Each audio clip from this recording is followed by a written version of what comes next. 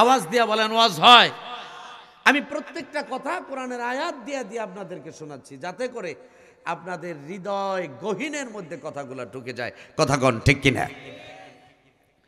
ভাইরা রে আমার, আমল নামা যদি মন্দ হয়ে যায়, যদি সঠিকভাবে দুনিয়ার মধ্যে চলাফেরা করতে না পারি গো, দুনিয়া থেকে যদি বেঈমান হয়ে মারা যায়, আমার আপনার অবস্থা কেমন হবে?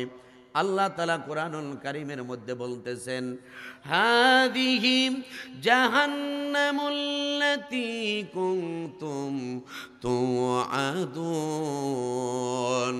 ইসলাউহাল ইয়াউমা বিমা কুনতুম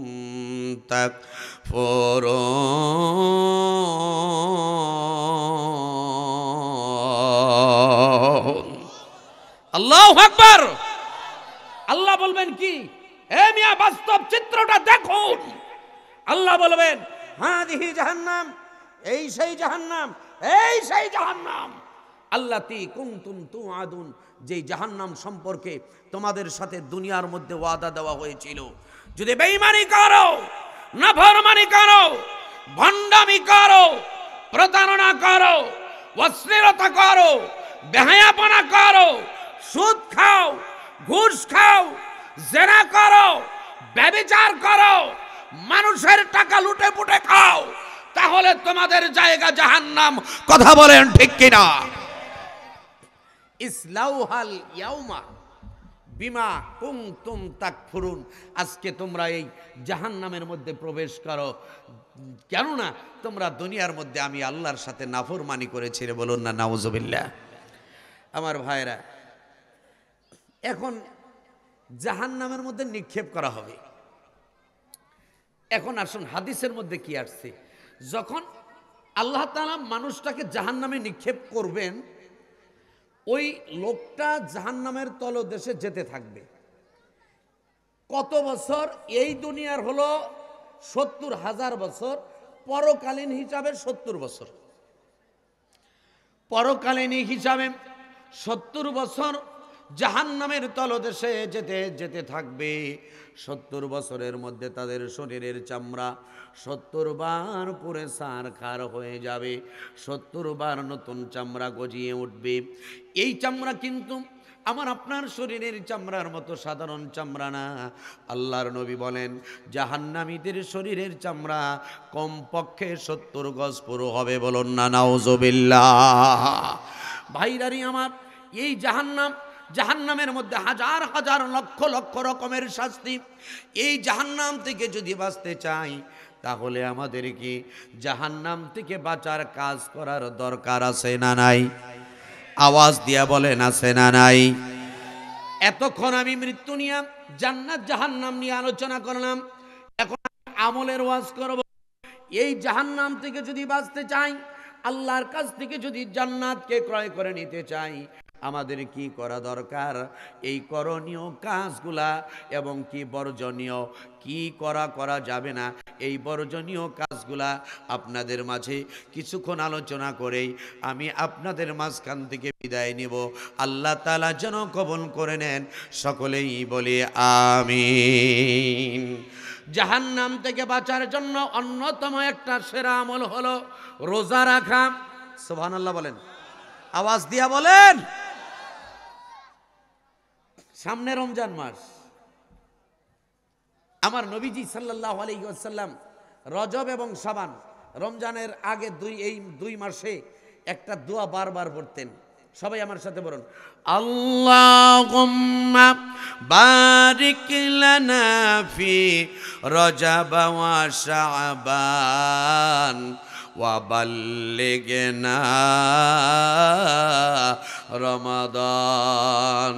হে আল্লাহ, আমাকে রমজান, আমাকে রজব এবং শাবানের বরকত দান করো। ওয়াবাল্লিগনা ইলা রমাদান, আর আমাকে রমজান পর্যন্ত পৌঁছে দাও। সুবহানাল্লাহ। ভাইরা রে আমার, রমজান মাসের কেমন সম্মান, কেমন মর্যাদা হাদিসের মধ্যে এসেছে। ওয়ান আবি হুরায়রা রাদিয়াল্লাহু তাআলা আনহু ক্বালা ক্বালা রাসূলুল্লাহ সাল্লাল্লাহু আলাইহি ওয়াসাল্লাম ইযা জাআ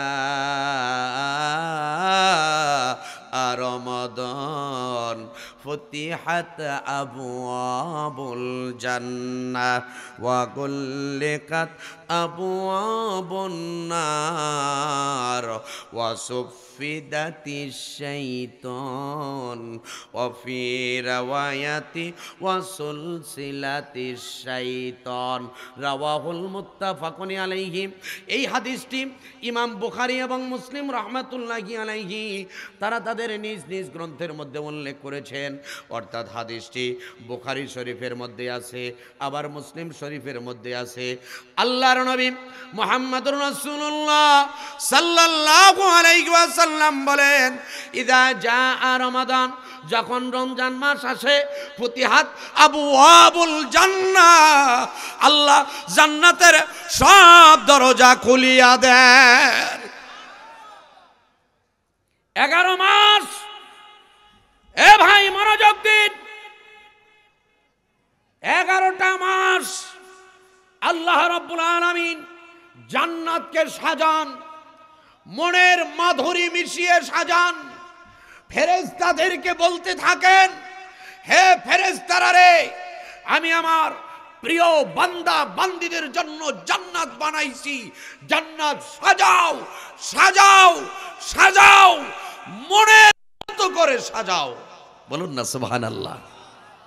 11টি মাস সাজানো হয়, কিন্তু দরজা খোলা হয় না। সুবহানাল্লাহ বলেন। ইদা জাআ রমাদান, যখনই রমজান মাস আসে, রমজান মাস আসার সাথে সাথে আল্লাহ জান্নাতের সব দরজা খুলিয়া দেয়। ওয়া গুল্লিকাত আবওয়াবুন নার, জাহান্নামের সব দরজা বন্ধ করে দেন। সুবহানাল্লাহ কোন। ওয়া সুফিদাতিশ শাইতান, আর শয়তান গুলারে জেলখানায় ঢুকাইয়া দেন। সুবহানাল্লাহ কোন। ভাই আমার, রমজান মাসের গুরুত্ব এমন, গুরুত্ব এবং ফজিলত এমন। এখন আসুন, রমজান মাসের আমলের গুরুত্ব ফজিলত কেমন জানার দরকার আছে না নাই? আওয়াজ দিয়া বলেন, আছে না নাই? وعن أبي هريرة رضي الله تعالى عنه قال قال رسول الله صلى الله عليه وسلم من صام رمضان إيمانا واحتسابا غفر له ما تقدم من ذنبه ومن قام رمضان إيمانا واحتسابا غفر له ما تقدم من ذنبه ومن قام ليلة القدر إيمانا واحتسابا غفر له ما تقدم من ذنبه من حرم خيرها فقد حرم الله أكبر। হযরত আবু হুরায়রা রাদিয়াল্লাহু তাআলা আনহু হইতে বর্ণিত, এই ছোট্ট সোনামণি রাইট ছেলে ভাই, আপনারা কি রাগ করলেন? ওদের দুই এক ধমক না দিলে তো থামবো না, ঠিক কিনা? আপনারা কি বিরক্ত হচ্ছেন? ভাই গো, আমি রঙ্গ রস দিয়ে অনেক ওয়াজ করতে পারি, তবে আমি রঙ্গ রস দিয়ে ওয়াজ করবো না ভাই, সুযোগই পাই নে। আজকে দুইটা কথা বলার সুযোগ পাইছি, আমি কোরআন হাদিসের কথা আছে ভিতরে, আমি কেন অন্য আলাপ করব? কথা বলেন, একদম সহি কথাগুলা শোনায়া যাব মিয়া। নড়াচড়া করবেন, উঠা যাবেন গা ভাই। প্রস্রাবের ব্যাগ হইলে আঙ্গুল একটা উঠাবেন, আমি বলবো ভাই আস্তে আস্তে করে কাজ সেরে আসেন, ঠিক কিনা? টয়লেটের যদি ব্যাগ হয়, মানে একেবারে দুই কাম একসাথে, তাহলে আঙ্গুল দুইটা উঠাবেন, আমি বলবো ভাই একটু দ্রুত যান, কি জন্য থাকলেই জায়গা নষ্ট হতে পারে। কিন্তু প্রস্রাবের ব্যাগও না, পায়খানার ব্যাগও না, এমনি যদি উঠা যান গা, মনে করবো আপনার রয়েছে চুরুটের ব্যাগ। চুরুট চিনেন? বিড়ি বিড়ি বিড়ি, বিড়ির ধরায় তো মাথা, মাথায় আগুন ধরায় না গো, বিড়ির মাথায় আগুন ধরায় না? ধরাইলেন তো মাথা, মুখে দিলেন কি? এই বিড়িখোরেরা আওয়াজ দিয়া বলেন, ধরাইলেন তো মাথা, আপনার মুখে দিলেন কি? যে কথা মুখে আনা যায় না সেটা তুমি মুখে দাও, তোমার শরম করে না? আবার কিছু বিড়িখোর আছে, ওরা কয় বিড়ি না খাইলে টয়লেট ক্লিয়ার হয় না রে। আছে না নাই? ওরা টয়লেটে বৈশা বিড়ি খায়। কথা কন, ওরা একসাথে দুইটা জিনিস মিক্সচার করিয়া করিয়া খায়। একটা হলো বিড়ির গন্ধ, আর একটা হলো আন্তর্জাতিক মানের গুইর গন্ধ। ঠিক কিনা? এখন বলবেন হুজুর বিড়ির গন্ধ আবার আন্তর্জাতিক গন্ধ, এটা কেমনে কইলেন? ভাই আপনি বাড়িতে যে বাথরুমটা দিচ্ছেন, এই বাথরুমের কাজ কি আপনি একাই সারেন নাকি আরো মানুষে সারে? আওয়াজ দিয়ে এখন মনে করেন কষা রুগী যাইয়া সেখানে কাজ সারে, আবার পাতলা পায়খানা রুগী যাইয়া কাজ সারে, আমাশার রুগী যাইয়া কাজ সারে, পোলাও বিরিয়ানি খাইয়া ওখানে কাজ সারে, আবার কাঁচামরিচ পান্তা খাইয়া ওখানে কাজ সারে। হাজার মানুষের মল যখন একত্র হয়, এই একত্র হইয়া যে গন্ধ হয়, গন্ধ তো সাধারণ গন্ধ না, ওটা হইল আন্তর্জাতিক দুর্গন্ধ। কথা কন ভাইরানি আমার, বলতেছিলাম রমজান মাসের ফজিলত বলেছি, এখন রমজান মাসের আমলের ফজিলতের কথা বলতেছিলাম।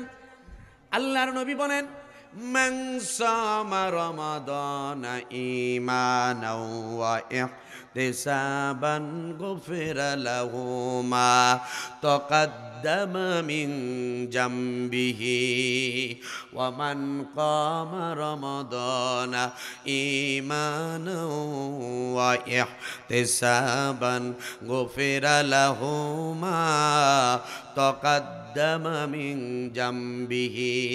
আল্লাহর নবী বলেন, মনোযোগ দিন, মনোযোগ দিন, মনোযোগ দিন।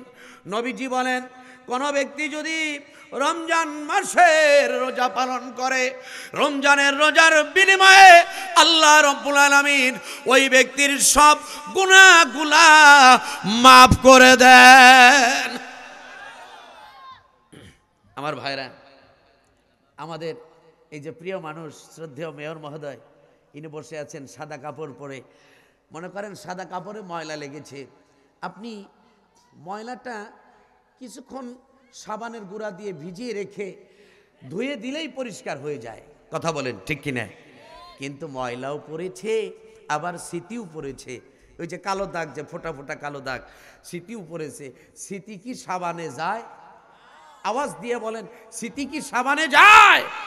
স্মৃতি পরিষ্কার করতে হলে ব্লিচিং পাউডারের প্রয়োজন হয়। কথা ঠিক কিনা? মানুষের গুনাহ অন্তঃকরণে কালিমা দাগ পড়েছে, এই কালিমা পরিষ্কার করার জন্য আল্লাহ তাআলা কয়েকটা ঔষধ দিয়ে দিছে। বলুন না সুবহানাল্লাহ। প্রাথমিক ঔষধ রোজা গেল, এবার দ্বিতীয় নাম্বার ঔষধ আল্লাহর নবী বলতেছেন, ওয়ামান কামা রমাদানা ঈমানাও ওয়া ইহতিসাবান গুফিরা লাহু মা জামবি। আল্লাহর নবী বলেন, কোন বান্দা তারাবির নামাজ আদায় করলো, তারাবির বিনিময়ে আল্লাহ তাআলা তার পরিষ্কার করে দেন।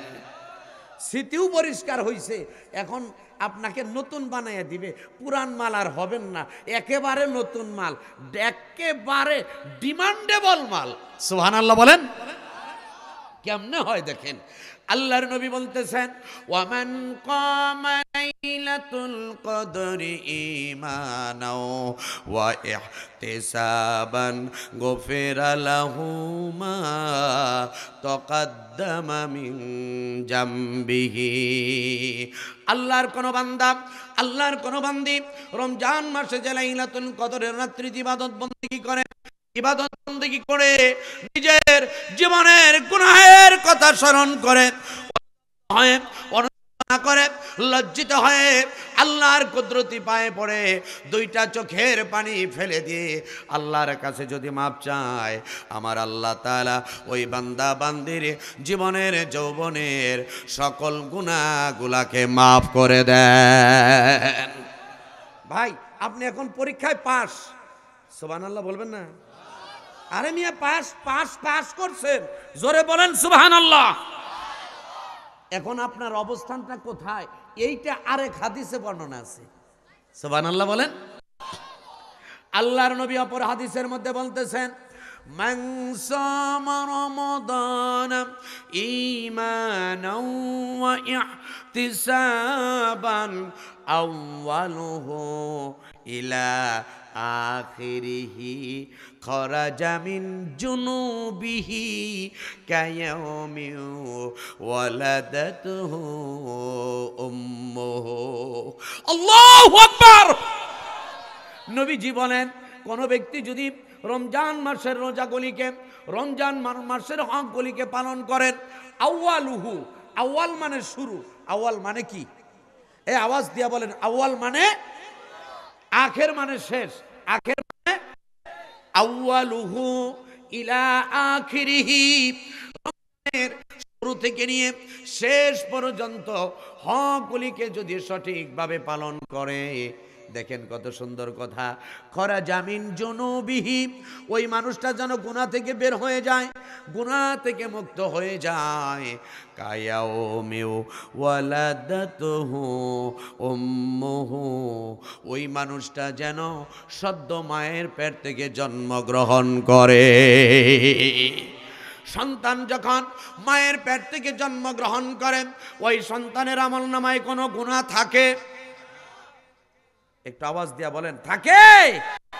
তেমনি ভাবে কোন ব্যক্তি যদি রমজান মাসের হকগুলিকে সঠিকভাবে পঙ্খানুভাবে আদায় করে, আল্লাহ তাআলা তারে এমনই গুনাহমুক্ত বানিয়ে দেন, এমনই গুনাহমুক্ত বানিয়ে দেন, ওই মানুষটা যেন সদ্য মায়ের পেট থেকে জন্মগ্রহণ করে।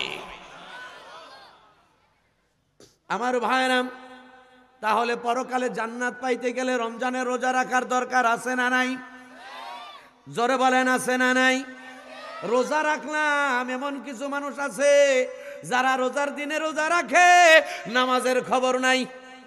কথা কন ভাইরা রে আমার, শুধু রোজা রাখলে হবে না, জান্নাত পাইতে গেলে, আল্লাহকে খুশি করতে গেলে নামাজও পড়তে হবে। কথা কন ঠিক কিনা? নামাজের মাধ্যমে আল্লাহ জান্নাতের দরজা খুলে দেন, সুবহানাল্লাহ বলেন, জাহান্নামের দরজা বন্ধ করে দেন। আল্লাহু আকবার। জোহরের ফরজ কয় রাকাত? সন্দেহ আছে? তাইলে একটু ভালো করে বলেন, কয় রাকাত? জোরে বলুন, কয় রাকাত? আসরের ফরজ কয় রাকাত? 4 আর 4 8, জান্নাত 8। সুবহানাল্লাহ বলেন। আল্লাহর কোন বান্দা, আল্লাহর কোন বান্দি জোহর এবং আসর এই 8 রাকাত ফরজ নামাজকে যদি আদায় করে, আমার আল্লাহ রব্বুল আলামিন ওই বান্দা বান্দির প্রতি এত রাজি হয়ে যান, এত খুশি হয়ে যান যে ওই বান্দা বান্দির জন্য 8টি জান্নাতের সব দরজা খুলিয়া দেন। এখন আসুন মাগরিবের নামাজ। মাগরিবের ফরজ কয় রাকাত? ইশার ফরজ কয় রাকাত? 4 আর 3 7, জাহান্নাম 7। সুবহানাল্লাহ কোন ভাই গো, আরেকটু আওয়াজ দিয়ে বলেন সুবহানাল্লাহ। এখন আমার সাথে সুর মিলাইয়া একটু বলুন না, 4 আর 3 7, জাহান্নাম 7। আল্লাহর কোন বান্দা, আল্লাহর কোন বান্দি মাগরিব এবং ইশা এই 7 রাকাত ফরজ নামাজকে যদি আদায় করে, আমার আল্লাহ রব্বুল আলামিন ওই বান্দা বান্দির প্রতি এত রাজি হয়ে যান, এত খুশি হয়ে যান, ওই বান্দা বান্দির জন্য 7টি জাহান্নামের সব দরজা বন্ধ করে দেন। এখনো বাকি রইল ফজরের নামাজ। আল্লাহু আকবার। ফজরের এই নামাজটি এমন একটা সময়, রাত শেষ হয় না, দিন শুরু হয় না, ঠিক কিনা? রাত শেষ হয় না, দিন শুরু হয় না, রাতও না দিনও না, রাত এবং দিনের মাঝখানে আল্লাহ তাআলা 2 রাকাত নামাজ ফরজ করে দিলেন বান্দার বিহনে। আল্লাহর কোন বান্দা, আল্লাহর কোন বান্দি ফজরের 2 রাকাত ফরজ নামাজকে যদি আদায় করে, আমার আল্লাহ রব্বুল আলামিন ওই বান্দা বান্দির প্রতি এত রাজি হয়ে যান, এত খুশি হয়ে যান, দিনে এবং রাত্রিতে ওই বান্দা বান্দি যত সগীরা গুনাহ করে, সকল সগীরা গুনাহ আমার আল্লাহ মাফ করে দেন। এই নামাজ আদায় করেন বান্দা বান্দি নিজের জীবনের গুনাহের কথা স্মরণ করে, অনুতপ্ত হয়ে অনুশোচনা করে, লজ্জিত হয়ে আল্লাহর কুদরতি পায়ে পড়ে আল্লাহর কাছে যদি ক্ষমা চায়, আল্লাহর কাছে যদি তওবা করে, 2টা চোখের পানি ফেলে দিয়ে যদি আল্লাহর কাছে কান্না করে, আল্লাহ তাআলা বান্দা বান্দির তওবাকে ওসিলা করে সগীরা কবিরা জাহিরি বাতিনি সকল গুনাহ মাফ করে দেন। আমার ভাইয়েরা, আমার মুরব্বীরা, জান্নাত যদি পাইতে চাই নামাজ পড়ার দরকার আছে না নাই? জোরে বলুন, আছে না নাই? এখন আসুন, জান্নাত যদি পাইতে চাই, আল্লাহকে রাজি যদি করতে চাই, আল্লাহকে খুশি যদি করতে চাই, বিবির সাথে অর্থাৎ স্ত্রীর সাথে ভালো ব্যবহারের দরকার আছে না নাই? এখন বেশি কথা কব না, হ্যাঁ? এ ভাই, স্ত্রীর সাথে ভালো ব্যবহারের দরকার আছে না নাই?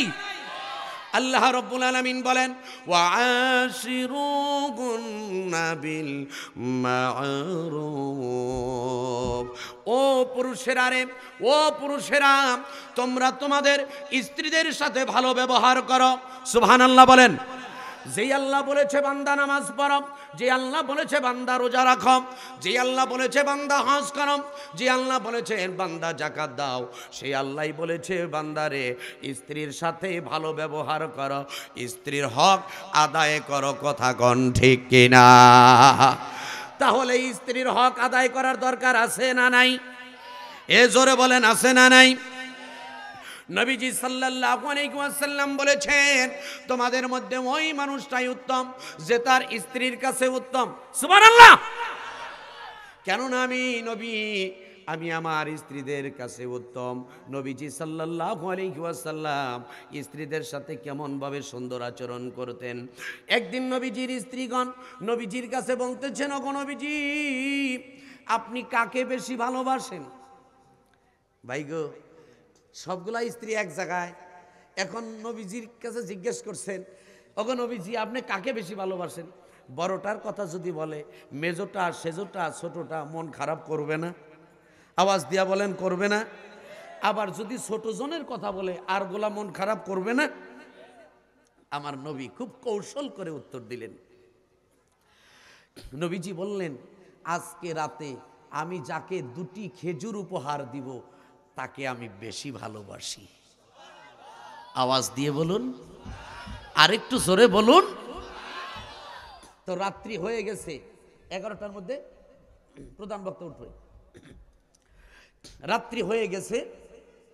এখন বিবিগণ প্রত্যেকেই যার যার ঘর সুন্দর করে সাজিয়ে রাখতেছেন। নবীজি মনে হয় আমার ঘরে আসবে, বলুন না সুবহানাল্লাহ। এখন নবী আমার কি করলেন, রাত্রিবেলা চুপি সারে আস্তে আস্তে করে চুপি, হ্যাঁ হ্যাঁ ঠিক আছে, আস্তে আস্তে করে চুপি চুপি চুপি চুপি একজন স্ত্রীর ঘরে গেছেন। ওই ঘরে গিয়ে বলে, বিবিরে, আমি কিন্তু তোমারে খুব ভালোবাসি, আমি তোমারে খুব ভালোবাসি, আই লাভ ইউ। সুবহানাল্লাহ কবেন না? এই যে আমি তোমারে 2টা খেজুর দিলাম, বিবি, আমি তোমারে যে বেশি ভালোবাসি, এই কথাবান কারো কাছে বলো। মহিলা মানুষ তো, তারপর পাগল হয়েছেন, এই কথা কোন যাব? তো নবী আমার বলতেছেন, বিবি রে এই কথা বান কারো কাছে বলো। কয় না হুজুর, না আমি কারো কাছে বলবো না। বলুন না সুবহানাল্লাহ। এবার ওই স্ত্রীর ঘর থেকে বের হয়ে এসেছেন আরেক স্ত্রী, চুপি চুপি চুপি চুপি আরেকটা স্ত্রীর ঘরে গেছেন। ওই স্ত্রীর ঘরে গিয়া 2টা খেজুর দিয়া বলতেছে, ও বিবি রে আমি কিন্তু তোমারে খুব ভালোবাসি, আমি তোমারে খুব ভালোবাসি, আই লাভ ইউ। সুবহানাল্লাহ কোন। বিবিরে আমি যে তোমারে বেশি ভালোবাসি এই কথা বান কারো কাছে বলো, এটা কিন্তু বলা যাব না। কয় ও এই কথা কোন যাব, আমি কারো কাছে বলবো না। সুবহানাল্লাহ বলেন। এইভাবে করতে করতে নবীজির যতগুলা স্ত্রী ছিলেন সবগুলা স্ত্রীর ঘরে গিয়া 2টা করে খেজুর দিছে। জোরে বলুন সুবহানাল্লাহ। পরের দিন সকালবেলা সব স্ত্রী খুশি, কিন্তু কেউ কারো কথা কয় না। সুবহানাল্লাহ কোন।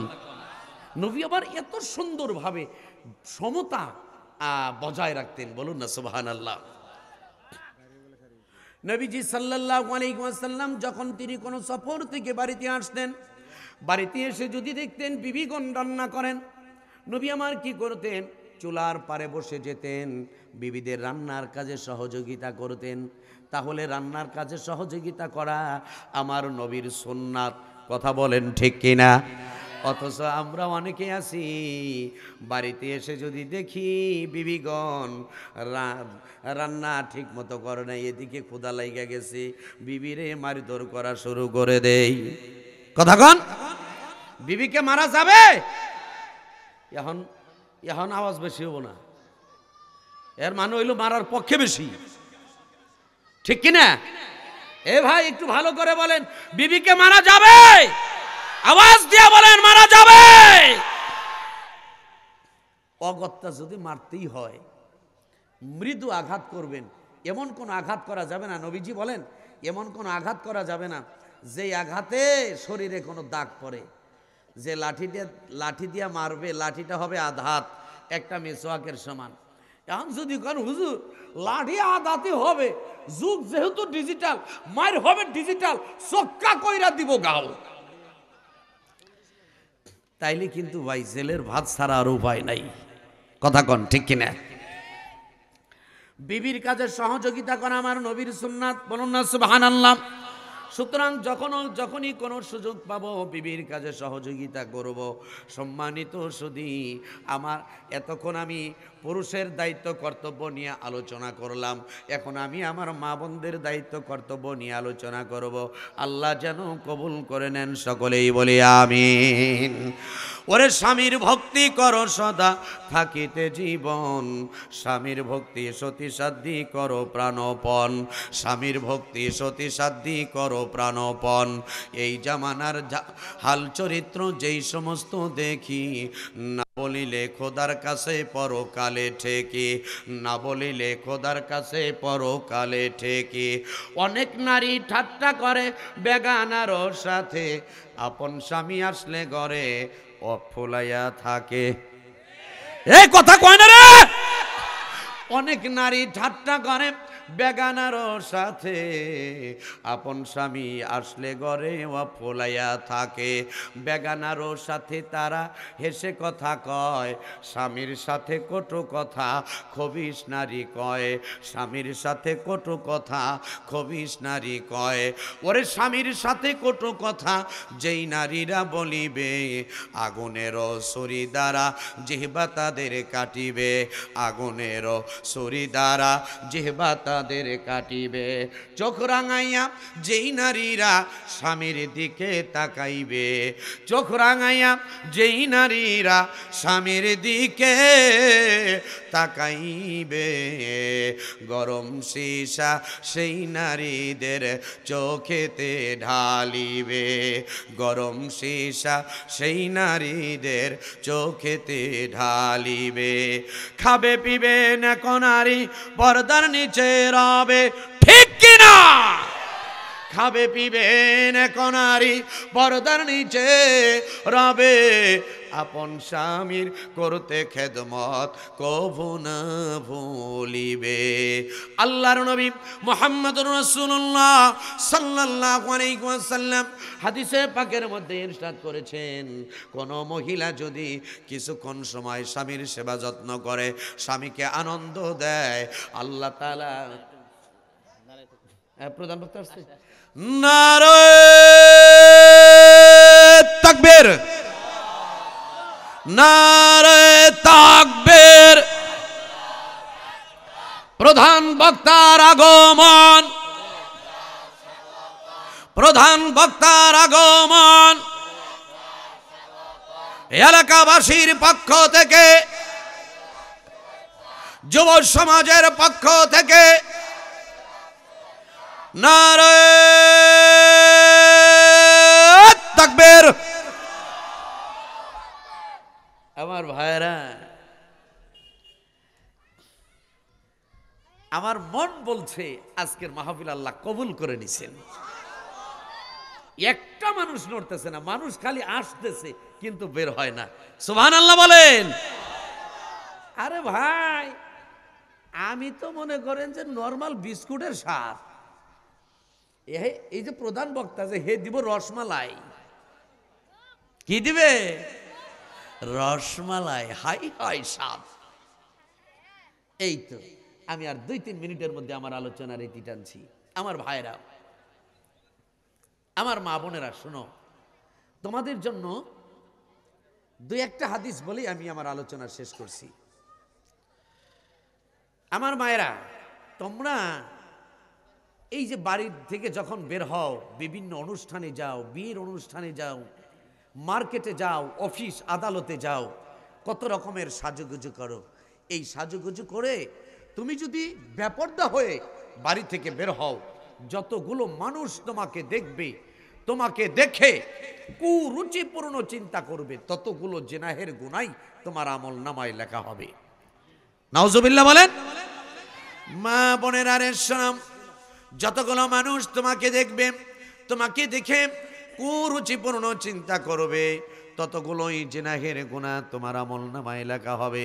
কিন্তু মা বোনেরা গো, তুমি যদি সুন্দরভাবে সাজুগুজু করে তোমার প্রাণের প্রিয়তম স্বামীকে দেখাতে পারো, এই জন্য তুমি সাজলাম, এই জন্য তুমি সাজুগুজু করলা, তোমার চিন্তা চেতনা এইরকম ধরনের যে আমি সাজুগুজু করে আমি আমার প্রাণের প্রিয়তম স্বামীকে দেখাবো, স্বামী খুশি হইলে আল্লাহ খুশি।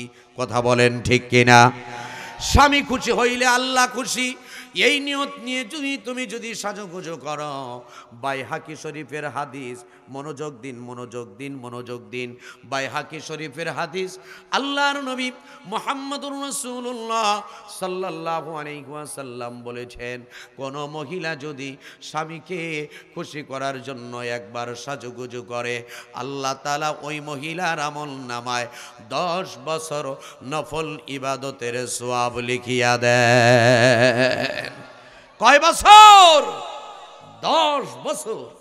মাগো, তুমি রাত্রিবেলা যখন বিছানায় যাবে, তুমি একটু দাঁত ব্রাশ করো, কি মিসওয়াক করো, একটু স্নো ব্যবহার করো। দামি স্নো নাই ব্যবহার করলা। আমাদের মা চাচিরা স্নো ব্যবহার করছে না, মহারানী তিব্বত। কথা বলেন। তুমি একটু স্নো ব্যবহার করো। ব্যবহার করার সময় মনে মনে নিয়ত করো যে বাবুর আব্বা আমার এখান থেকে একটু ঘ্রাণ পাবে, বাবুর আব্বা খুশি হবে, বাবুর আব্বা খুশি হইলে আল্লাহ খুশি। সুবহানাল্লাহ বলেন। এই নিয়ত নিয়ে তুমি যদি একটু স্নো ব্যবহার করে বিছানায় যাও, 10 বছর নফল ইবাদতের সওয়াব আল্লাহ তোমার আমল নামায় দান করে দিবে। আর আমাদের মা চাচিরা পান খাইতেছে খাইতেছে খাইতেছে খাইতে খাইতেই ঘুমায়। কথা কন। পানের সাথে জর্দা আছে না নাই? জর্দার আলাদা একটা দুর্গন্ধ আছে না নাই? ভাই গো, পান খাইতে খাইতে যখন ঘুমায়, শেষ।